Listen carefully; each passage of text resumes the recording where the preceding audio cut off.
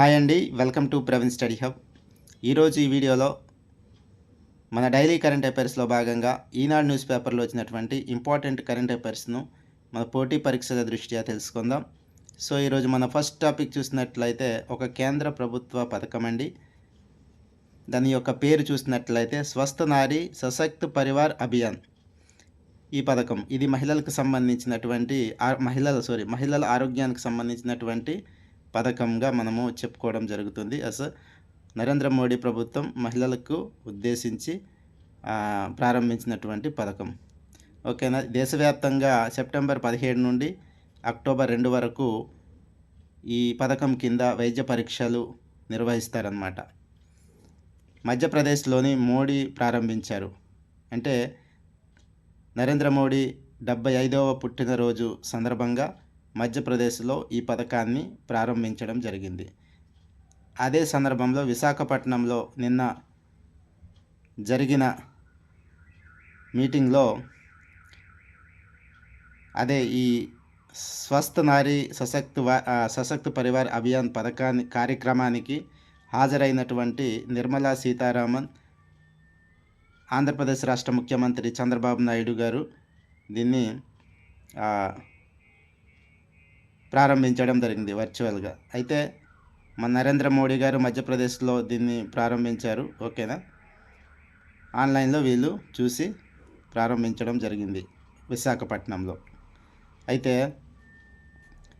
రాష్ట్ర వ్యాప్తంగా 13,944 వైద్య శిబిరాలను నిర్వహిస్తున్నామని చెప్పారు. అయితే ఇది దేశ చరిత్రలోనే నిలిచిపోతుంది అని చెప్పి చంద్రబాబు నాయుడు గారు పేర్కోవడం జరిగింది.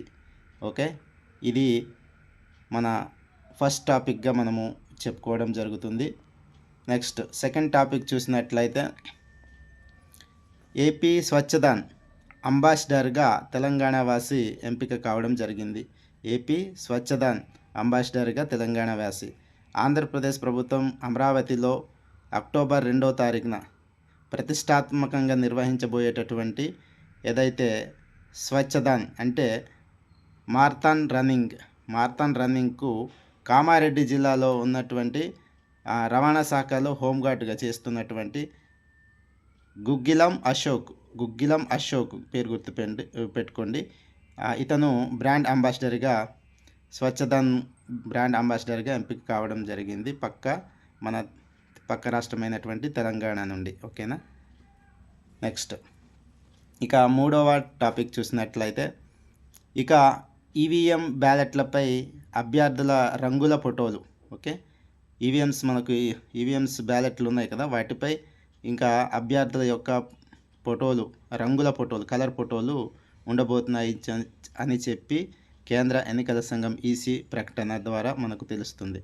సో దీని నేపథ్యం చూసినట్లయితే ఈవీఎం బ్యాలెట్లపై అభ్యర్థి పేరు, గుర్తుతో పాటు తొలిసారిగా వారి యొక్క కలర్ ఫోటోలు కూడా ముద్రించాలని కేంద్ర ఎన్నికల సంఘం ఈసీ నిర్ణయించడం జరిగింది. సో దీని నేపథ్యం చూసినట్లయితే కేంద్ర ఎన్నికల సంఘంగా ఇప్పుడు ఎవరు విధులు నిర్వహిస్తున్నారు? జ్ఞానేశ్వర్ కుమార్. ఓకేనా. సో అయితే వచ్చే బీహార్ అసెంబ్లీ ఎన్నికల్లో ఈ నూతన విధానం బీహార్లో త్వరలో జరగబోయేటువంటి అసెంబ్లీ ఎన్నికలలో ఈ నూతన విధానం అమల్లోకి వస్తుంది అని చెప్పి ఈసీ చెప్పడం జరిగింది. అయితే దీని నేపథ్యంలోనే బీహార్లో అసెంబ్లీ స్థానాల సంఖ్య చూసినట్లయితే 243.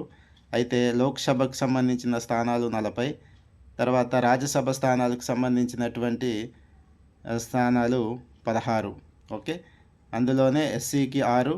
ఇక్కడ గుర్తుపెట్టుకోవాల్సిన విషయం ఏమిటంటే బీహార్లో ఎస్టీకి నిల్ అన్నమాట. ఓకేనా.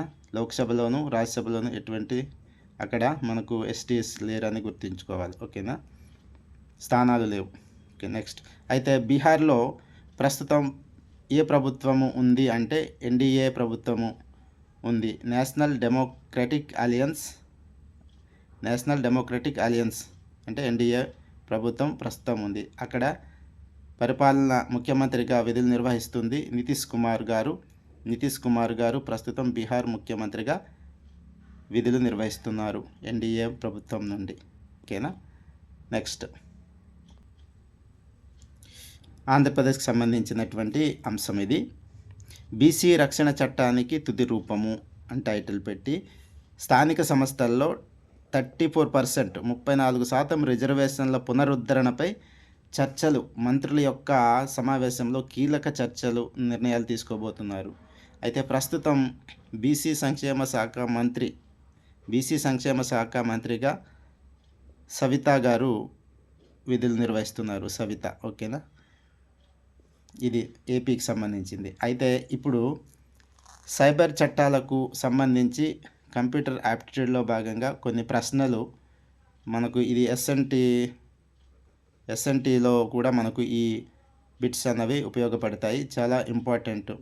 ప్రస్తుతం జరుగుతున్నటువంటి సైబర్ దాడుల గురించి అందులో భాగంగా మనకు తెలుసుకోవాల్సిన అవసరం ఉంది కనుక పోటీ పరీక్షల దృష్ట్యా మనం తెలుసుకోవడం ఎంతైనా అవసరము. అయితే ఈనాడు న్యూస్ పేపర్లో ఇచ్చినటువంటి కొన్ని సైబర్ చట్టాలకు సంబంధించి ప్రశ్నలను ఇవ్వడం జరిగింది. నేను వాటిని మీకు ఈ రూపంలో అందజేస్తున్నాను. ఓకే, ఇలా చూసినట్లయితే ఫస్ట్ ప్రశ్న, ఒక వ్యవస్థ లేదా నెట్వర్క్కు హాని కలిగించే, దెబ్బతీసే లేదా ముప్పు కలిగించే ప్రయత్నాన్ని స్థూలంగా ఇలా పిలుస్తారు. అంటే ఏదైనా ఒక వ్యవస్థ లేదా నెట్వర్క్కు హాని కలిగించే లేదా ముప్పు కలిగించే ప్రయత్నాన్ని ఈ విధంగా పిలుస్తారు అని చెప్పి ప్రశ్న ఇవ్వడం జరిగింది. దానినే మనము సైబర్ దాడిగా అనే పేరుతో పిలుస్తాము. ఓకేనా? ఇక రెండవ ప్రశ్న చూసినట్లయితే, భారతదేశంలో సైబర్ నేరాలు, ఎలక్ట్రానిక్ వాణిజ్యాన్ని ఎదుర్కోవడానికి ఉన్న ప్రాథమిక చట్టము సమాచార సాంకేతిక చట్టం 2000. ఇక మూడవ ప్రశ్న చూసినట్లయితే, computer source documents tampering, computer సిస్టమ్ను హ్యాక్ చేయడం, ఎలక్ట్రానిక్ రూపంలో అసభ్యకర సమాచారాన్ని ప్రచురించడము లాంటి నేరాలను భారతీయ ఐటీ చట్టం 2000లో ఈ చాప్టర్లో పొందుపరిచారు. అంటే చాప్టర్ 11లోని పొందుపరిచారు. గుర్తుపెట్టుకోండి. ఏవైనా కంప్యూటర్కి సంబంధించినటువంటి ట్యాంపరింగ్ కానీ, ఏదైనా సిస్టమ్కి సంబంధించి హ్యాకింగ్ కానీ, ఇలాంటి ఏదైనా కంప్యూటర్లో అసభ్యకరమైనటువంటి సమాచారము లాంటి నేరాలకు పాల్పడినప్పుడు వాటి శిక్షలకు సంబంధించి ఐటీ చట్టం ఏదైతే 2000 ఉందో అందులో ఈ అంశాలను చాప్టర్ 11లో పొందుపరచడం జరిగింది. గుర్తుపెట్టుకోండి.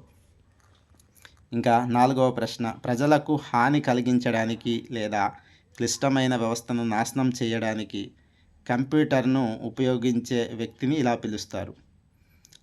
ప్రజలకు హాని కలిగించడానికి క్లిష్టమైన వ్యవస్థను నాశనం చేయడానికి కంప్యూటర్ను ఉపయోగించే వ్యక్తిని ఇలా పిలుస్తారు. అంటే సైబర్ టెర్రరిస్ట్గా ఇతన్ని పిలవడం జరుగుతుంది. నెక్స్ట్ ఐదవ ప్రశ్న, భారతదేశంలో సైబర్ భద్రత ఘటనలను పర్యవేక్షించే సంస్థ ఏది? భారతదేశంలో సైబర్ భద్రత ఘటనలను పర్యవేక్షించే సంస్థ ఏది అంటే CERT-in. ఓకేనా? CERT-in. నెక్స్ట్, ఐటీ చట్టం కింద ఎక్కువ శిక్ష ఏ నేరానికి ఉంటుంది? ఏదైతే ఐటీ చట్టం మనకుందో ఈ ఐటీ చట్టం 2000 ప్రకారం ఏ నేరానికి ఎక్కువ శిక్ష అని ఇక్కడ ప్రశ్న అడగడం జరిగింది. అదేంటంటే ఆన్సర్ చూసినట్లయితే ప్రొటెక్టెడ్ సిస్టంలో అనాధికార ప్రవేశం. అనాధికార ప్రవేశం. ఓకే, పర్మిషన్ లేకుండా ఏదైతే డేటా ఉందో ఆ డేటాలో మనము ఏదైనా సాఫ్ట్వేర్ ప్రవేశించి దాన్ని కాపీ చేసుకోవడం అట్లాంటివి అనమాట. అయితే దానికి శిక్ష ఎంత అంటే 3 నుండి 10 సంవత్సరాలు అనుకోవాలన్నమాట. ఓకే, 3 నుండి 10 సంవత్సరాలు, ₹1,00,00,000 వరకు జరిమానా, ఈ రెండు కూడా విధిస్తారు. గుర్తుపెట్టుకోండి. ఇంకా ఏడవ ప్రశ్న, సిస్టమ్ నుండి డేటాను మోసపూరితంగా డౌన్లోడ్ చేయడం కానీ లేదా కాపీ చేయడం, సంగ్రహించడం ఈ విధంగా పరిగణిస్తారు. ఒక సిస్టంలో నుండి డేటాను మోసపూరితంగా డౌన్లోడ్ చేసుకుంటే లేదా కాపీ చేసుకున్నట్లయితే ఈ విధమైనటువంటి నేరంగా పిలుస్తారు. అంటే సైబర్ క్రైమ్గా దీన్ని పిలవడం జరుగుతుంది. నెక్స్ట్, నెక్స్ట్ చూసినట్లయితే నెక్స్ట్ టాపిక్ ఐఐఎస్సిలో ప్రత్యేకతలు చూసినట్లయితే దశాబ్ద కాలంగా అగ్రస్థానంలో ఉంటుందట. ఇది ఎన్ఐఆర్ఎఫ్ ర్యాంకులు 2025. ఇది ఒక Indian Institute of Science. IISc అంటే Indian Institute of Science Bengaluru. ఇది దశాబ్ద కాలంగా అగ్రస్థానంలో ఉంటుందంట. అయితే దీని నేపథ్యం చూసినట్లయితే ఇటీవల ప్రకటించిన national instituting ranking framework NIRF ఏదైతే ర్యాంకింగ్ పెట్టిందో ర్యాంకుల్లో విశ్వవిద్యాలయ విభాగంలో ప్రథమ స్థానంగా నిలిచింది. ఏంటి? ఐఐఎస్సి. ఓకే. అయితే దేశంలో ఉన్నటువంటి టాప్ 3 విశ్వవిద్యాలయాలు చూసినట్లయితే Indian Institute of Science Bengaluru మొదటి స్థానము. రెండవ స్థానం Jawaharlal Nehru university New Delhi. Next third one Manipal academy of higher education Manipal.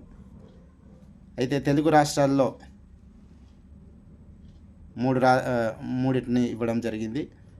18వ స్థానంలో హైదరాబాద్ కేంద్రీయ విశ్వవిద్యాలయానికి 18వ స్థానం దక్కింది. 23వ స్థానం ఆంధ్ర యూనివర్సిటీ విశాఖపట్నంలో ఆంధ్ర యూనివర్సిటీకి 23వ స్థానం. 26వ స్థానము కొన్నేరు లక్ష్మయ్య వడ్డేశ్వరంలో ఇది ఉంటుంది. ఓకేనా? ఇవి ర్యాంకులు అన్నమాట. ఓకేనండి. సో ఇదండి ఈరోజు ఈనాడు న్యూస్ పేపర్లో వచ్చినటువంటి ఇంపార్టెంట్ కరెంట్ అఫైర్స్గా వీటిని మనము చెప్పడం జరుగుతుంది అండి. ఓకేనండి. Thank you.